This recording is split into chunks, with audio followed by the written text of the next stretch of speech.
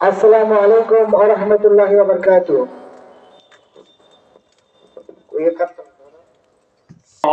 অসংখ্য দরুদ ও সালাম আমরা সবাই দরুদ পেশ করি সাল্লাল্লাহু আলাইহি ওয়াসাল্লাম।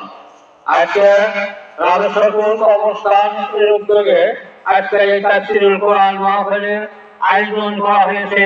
এই তৌফিকটা আল্লাহ রাব্বুল আলামিন আমাদেরকে দিয়েছেন, এটা আবার আল্লাহ শুকরিয়া আদায় করি আলহামদুলিল্লাহ। এখন আমাদের বিজ্ঞাপনে ঘোষিত বক্তাগণ তারা টাইম মতো তারা আসবে এবং তাদেরকে সেই মতোই তাদেরকে এখানে স্টেজে তাদের বক্তব্য পেশ করার জন্য আমরা চেষ্টা করব। তার আগে এখন বর্তমানে